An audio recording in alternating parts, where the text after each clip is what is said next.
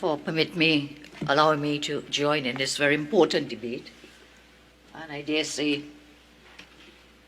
that what the bill before us seeks to do is to provide for a most unconstitutional, fundamental change in our governance arrangements without the necessary protections and safeguards and the requisite special majority vote. Minister of Finance, I listened very carefully to your explanations as to why you are not of the view that you will be breaching fundamental constitutional principles, and I will deal with that. So what we have here is a bill with the primary intent is to replace the BIR and Customs and Excise Division with a new creature that is called the TTRA, the Trinidad and Tobago Revenue Authority. Within the provisions of the bill, we are given the structure of what this new entity, this new creature would be like. So we have at Clause 7, the Board of Management comprising 9 members. At Clause 13, we have the staff of the authority, Director General, Deputy Director Generals, Deputy General Enforcement, and then on the Clause 14.3, we have the Enforcement Division, which the Minister was so careful to emphasize at Clause 14, with a Deputy Director General Enforcement, public officers. But the Minister failed to tell us that under this said Enforcement Division, there will be such other employees as the board thinks fit. So other persons will be hired and not just public officers. That's a first disguise, first fig leaf that you cannot continue to hide behind, that you're protecting that, you're giving that insulation and protection to persons in that Enforcement Division, because you will have non-public officers hired by whom? By a board.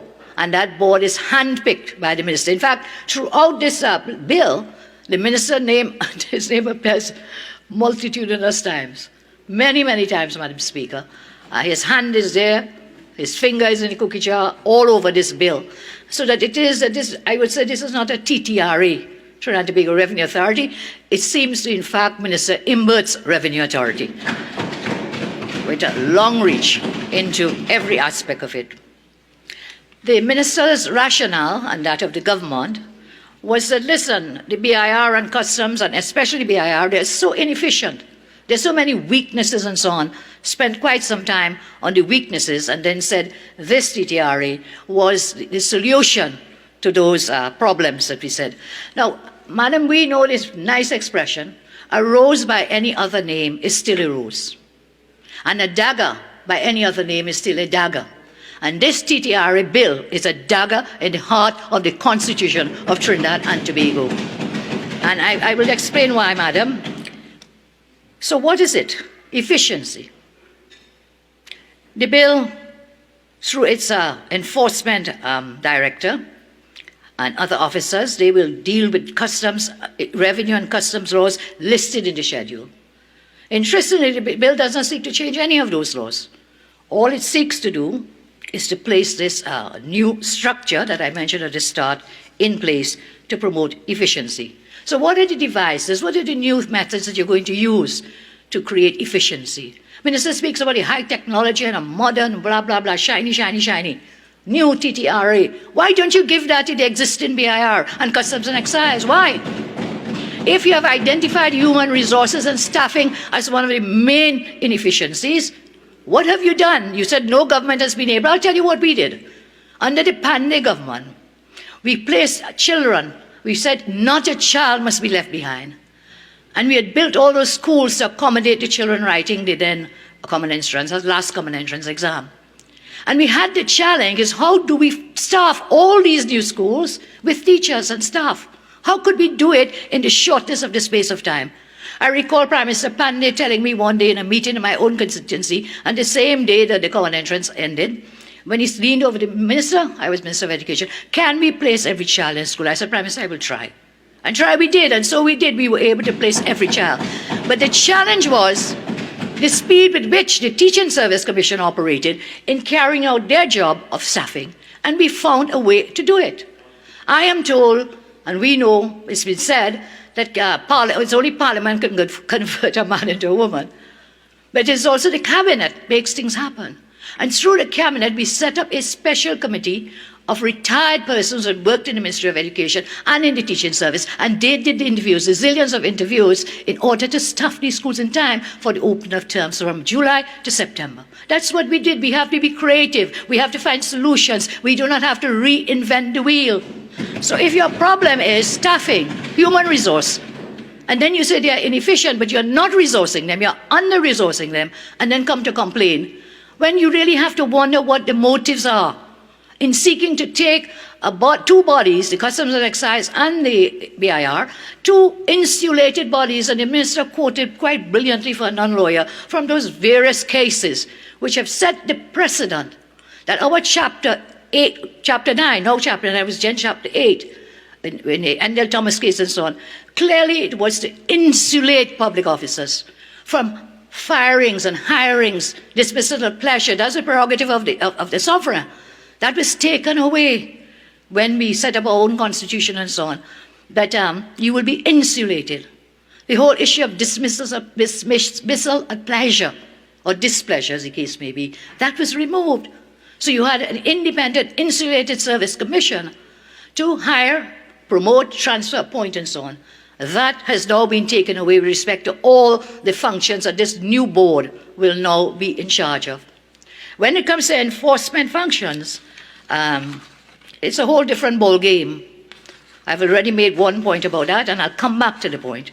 But I think there's a more fundamental point than simply saying, well, we don't need a 3/5 majority. I think for a bill like this, you need far more than a 3/5 majority. The 3/5 majority would have been with respect to breaches of the human rights sections 4 and 5. That's the 3/5. But when you come to fundamentally change the structure of the Constitution, then you are talking about interference on the larger scale of separation of powers, on the larger scale of the very structure of our democracy, a constitutional democracy in which we operate. And that will take far more. Trinidad and Tobago, the Constitution tells us at the start, it's a sovereign democratic state. And what that means, a lot of things that are not spelled out, but what it means, in the famous case of Coriati from Mauritius, what it means is that there are provisions, not spelled out, but encompassed, coming up from Magna Carta, from way back when in the days, that have to do with the rule of law, have to do with procedural fairness, substantive fairness, have to do with so many other structure, separation of functions and powers under the Constitution. And that, to me, is being threatened. There is an assault on that entire governance structure with effect to this bill. I looked at something, madam, and it is this. Endell Thomas and the others, and I'll talk about Perch too, because I know the government is relying on Perch to say, hey, you don't need that. The case of Martha Perch. There are core functions of a government, one of which is what the Endell Thomas case, Lord Diplock told us about, the police service. But a core function of any democratic state has to do with taxation. Taxation, you hear the phrase, no taxation without representation. It is a contract between government, and it's a coercive contract that the government will say you have to pay this tax and you'll be penalized if you don't pay the tax. So it's a very coercive function of the government, but it's a core function. And it's my respectful view that you cannot farm out, you cannot outsource core functions of a government. You cannot do it. You cannot do it. And so I looked at a paper coming out from Cambridge University Press, 12 January 2018, where the author, Berenson, talks about a coercive to a modern tax state. And I read the quote from this, madam. Of all the activities that a state takes up, collecting taxes is perhaps the most critical. Without extracting revenue from society, a state cannot function and cannot do what it sets out to do. Taxation is a sine qua non of the contemporary state and the social contract. When taxpayers pay their taxes, they enter into a financial relation with the state. Madam 53(1)E, please. Okay, so members, let's keep silent so that we can hear the member for Superior. Thank you, madam. When taxpayers pay their taxes, they enter into a financial relationship with their state, a financial reconciliation, if you will, relinquishing private information about their economic activities while trusting the state to treat them and that information fairly and confidentially. I continue from the quotation, Madam. Taxation is a prime governance function. Prime governance function. But it's also one of the only activities where the state and society are forced to interact with one another, and is one of the few in which citizens have an obligation to give something up to the state. Tax compliance, therefore, is both about revenue extraction for the benefit of state coffers and about an opportunity for citizens to enter into a trusting relationship with their state, one that will be repeated year after year. So core function, revenue collection. It cannot be denied that revenue collection is assisted by the ability to dispense coercive and punitive measures, prosecutions, fines, imprisonment in certain instances. We also cannot deny that outside the criminal realm, coercive measures may be taken in the civil arena, such as levies and forfeiture. And again, we come to measures in the civil realm, which I not envisaged, with the great deals of respect to the minister, within the enforcement division. These can be done by the board on the civil side. Part of revenue collection function collects personal and corporate information, financial information, which are only to be used for lawful collection purposes. So this core function can be considered as part of the state's coercive powers, law enforcement by police, detention of persons by prison, and so on. And we come to the Martha Persh case, a very important case. This was where, some years ago, government had set up what was known as the TT Post. And a member of the employee of the post office went to the courts and said, listen, this thing is wrong. This is unconstitutional. You can't take it away. And what had happened in that case is that we have to understand it for what it is, what the lawyers call, we look at the ratio, and then we have to look at the orbiter, madam.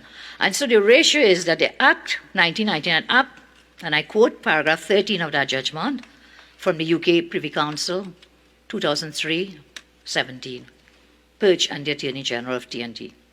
The 1999 Act exemplifies a widespread international trend towards the divestment by governments of functions previously carried on by them directly or indirectly, but forming no part of the core functions of government, such as defense, that's a core function, maintenance of law and order, administration of justice, and lending themselves to commercial and governmental operations. To cut a long story short, what Perch, the decision in Perch was about, is that things like operating telephones or trains or delivering letters and parcels, such as the TT Post would have done, that they are not core functions. And we've seen other things have been divested or outsourced, farmed out to be done basically by persons in another entity, in another creation. And what this does is that the court said, well, listen, Ms. Perch, sorry, your postal service functions, they are not seen as core functions, and therefore they were not successful in the application. But what is very instructive in this same decision was obiter dicta of Lord Bingham. And what Lord Bingham said in that Perch matter is very instructive for us today. I want to quote from Lord Bingham's obiter dictum. If it was sought to devolve the police service or prison service to a corporation analogous to Trinidad and Tobago Post, there would be strong arguments on which is unnecessary to pronounce. So it's obiter. So they did not make a pronouncement, but it gives us a guidance as to the thinking and the view of the court. And it says, for holding that such a change contradicted express terms of the Constitution and assumptions on which it was based. And this is where the obiter is very instructive for us. So the question now is, does the CTRA bill contradict assumptions upon which our Constitution is based? And my answer to that, respectfully, is yes, it definitely contradicts assumptions upon which our Constitution is based. At clause 14.3b, if you wait, I will tell you. You can't be shouting across the floor, Madam Speaker, please. I listen in silence to the other speaker. At clause 14.3b, the enforcement division is, along with public officers, also to comprise such other employees as the board thinks fit. Such other employees. The Director General, DDG Enforcement, and public officers will exercise enforcement powers under the existing laws, revenue laws. But now they will carry out enforcement, but we see that this enforcement division will be subject to the Police Service Commission, a point being made by the Honourable Minister of Finance, by the Public Service Commission, with respect to appointment, removal, discipline, and transfer. But in that same clause 14, it is the board who shall appoint, transfer, remove, and discipline other employees of the enforcement division who are not public officers. So this enforcement division, contrary to what the minister is saying to you, what is new is this enforcement division, he tells us. And they are subject to the Public Service Commission. But no, the board, and who is the board? The board is 9 hand-picked persons, hand-picked by the government and by the minister. They are the board. They are the ones that are going to discipline, remove, transfer, hire the persons who are not public officers in that enforcement division. And at clauses 16 and 17, some provisions give that same board of the nine-man board general powers to employ staff and contractors for the due performance of their functions. So this is on both sides, whether it is in the enforcement division or whether it is in the non-enforcement division. They're hiring the staff. They're promoting, they're transferring, and so on. Further, the enforcement Deputy Director General, in the performance of his functions, managing the direction of enforcement and revenue laws, 1440 tells us clearly he or she will be subject to the general policy directions of whom? The Minister of Finance. Subject to the general directions of the Minister of Finance. Minister of Finance, I says all over this bill. And what are general policy directions? The term differs from general directions. So you can get general policy directions, you can get general directives in the same clause 14. It appears that the board, the hand-picked 9-man board, can give these functionaries general directions. So general policy directions and general directions. These terms have not been defined anywhere within the statute. So being guided, policy directions and so on, coming from the minister. The Enforcement Director General, Deputy Director, and by extension the enforcement officers who will exercise the coercive powers of the state are therefore amenable to vague general policy directions of the Minister of Finance. So don't tell us about insulation. Don't tell us about protection when all over this is a long reach and the long hand of the Minister of Finance and the government in every aspect of this TTRA bill. If you run a word search, you might find the word minister mentioned the most in the bill than any other word. So much overreach, executive overreach. And that is why we come back to the importance of the service commissions. The minister quoted from Endell Thomas.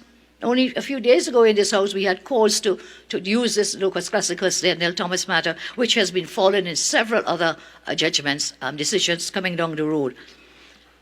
So you could get an army. That's what Lord Diplock had said. You can get an army. His warning is very relevant.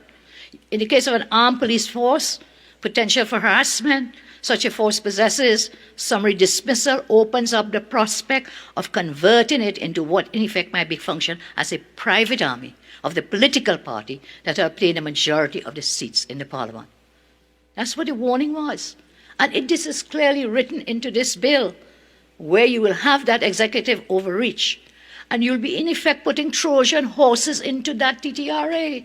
All these people who will be hired, fired by a 9-man hand-picked board, minister's board, they have no security of tenure, dismissal at pleasure.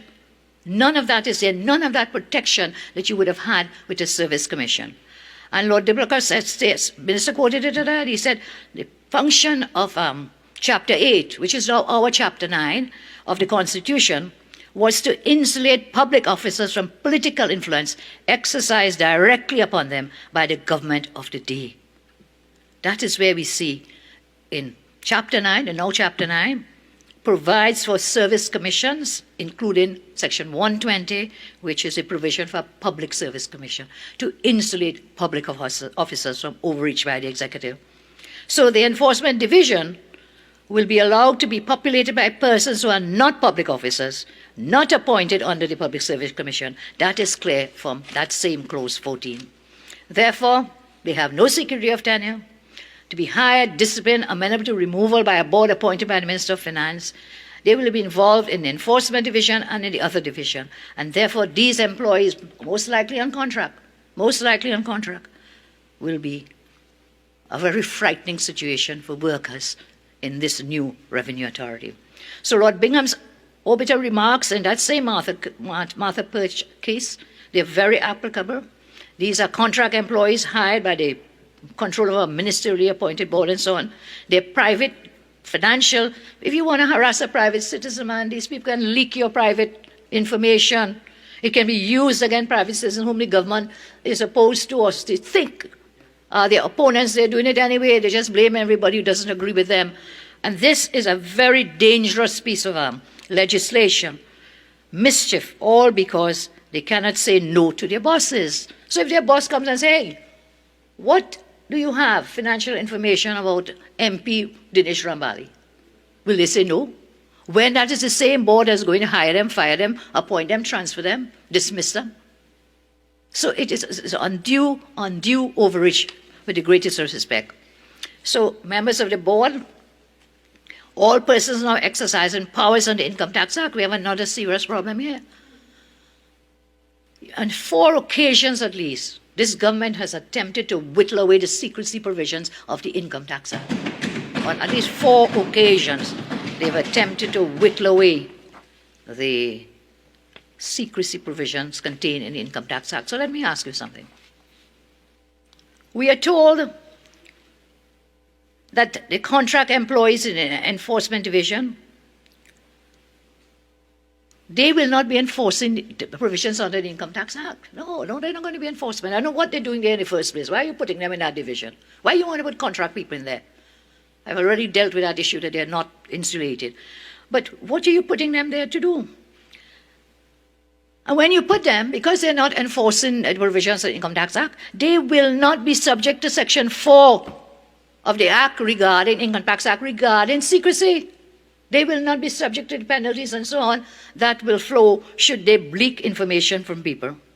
So I'm saying this bill offends the basic structure of our Constitution, which has distributed powers of the state and provided checks and balances against executive overreach. Contract officers with no obligations of secrecy will be employed in the enforcement division. Besides being indirectly involved in enforcement, they will be able to leak confidential information to those whom they think can advance their careers. So, we're probably getting another, better just give it all to NGC and Loquan and those people there and let them do what they want. That's what you're saying here. No protection, but could spend and carry on. So I am making the point, you cannot outsource, farm out a core function of government to a body that will obviously not be an independent body, and it is subject to tremendous overreach. Now, there's another aspect where it was being said that there's now a provision put in for a secrecy provision to take an oath. But when you read that carefully, it talks about members shall take the oath. Members, that's in the miscellaneous section towards the end. Members shall take the oath. And when you look at the interpretation section in clause 3, who is a member? Now, you would have thought, and it was being marketed, hey, we now have a secrecy provision. I've just said these in enforcement, not working under the Income Tax Act, no secrecy there. No penalties should they leak. When you come to the provision itself, and towards the end of the bill, it says a member shall take, it's in the miscellaneous, shall take an oath or affirmation of secrecy. Yes? But who is a member? Clause 3 tells us a member is a member of the board. And who is the board? The board is a 9-man member. So the thousands of workers are not being required to take an oath and face penalties, punishment for breaching that oath because they're not taking the oath. They're not required. It is only the members, the 9 fellas, the 9 hand-picked men and women. Again, that is a serious matter. All our every taxpayer, your information is there before. At the moment, the BIR but they have secrecy provisions. Now it's only the 9-man handpicked people who are being required to take the oath. Then we come to the issues of taking away the special majority, and one story is, hey, we took it away, because the opposition does not support us.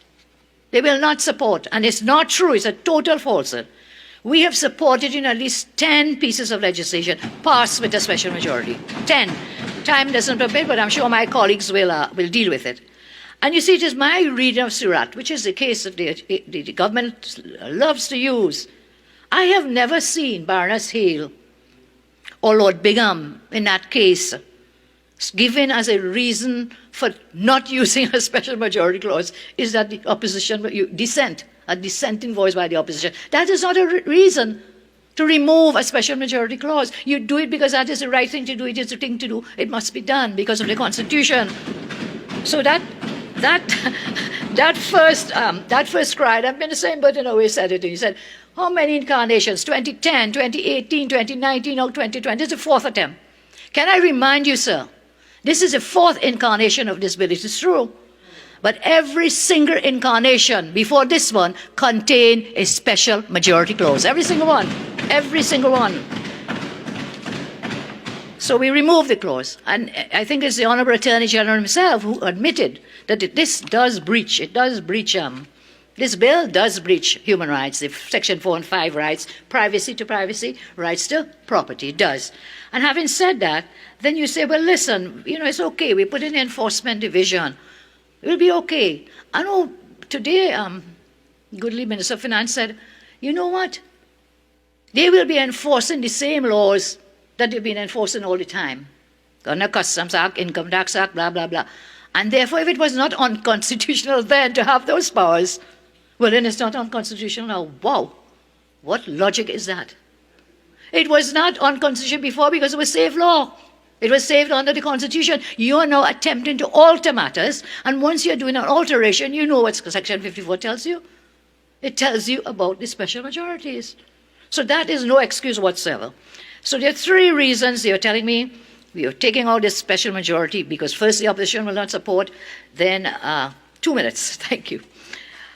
And I think we are into a situation of Surat abuse. Surat abuse. There is nothing reasonably justifiable,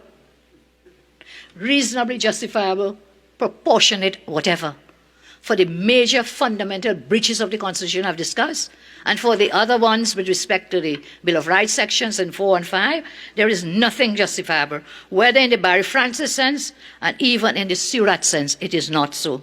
I will ask the government to remember well the collective voice of the Court of Appeal in the decision of Dominic Suraj and the Attorney General, delivered April 20, 2021, that this Surat approach is both wrong in principle and dangerous, and will result in empowering the legislature to whittle away fundamental rights, which is exactly what is happening. And there's several cases, and we can even look at Baroness Hale in the same judgment that is quoted all the time, because she said, listen, it's not in every case that you will have to get the requisite majority, but certainly it must be that something is 4 and 5 of Constitution is for reason alone unconstitutional if they affect rights such as freedom of whatever expression and so on. But it was not a catch-all. It was not in every case Surat is going to apply. This is what Baroness Hale made very clear. And she was speaking to proportional and legitimate limitations on fundamental rights, and not in connection with legislation being inconsistent with the Constitution, which breaches other things in the Constitution, such as the separation of powers, such a whole structure of how a democratic society is built, the implied separation of powers, which alters entrenched constitutional preference. Yes, so Bill of Rights, once you might get away with a Surat. But you're not going to get away when, as I said, Trinidad and Tobago is a sovereign democratic state which has repercussions for what happens next. Now, throughout this, as I wind up, throughout this I've said, hand of the minister, clearly there.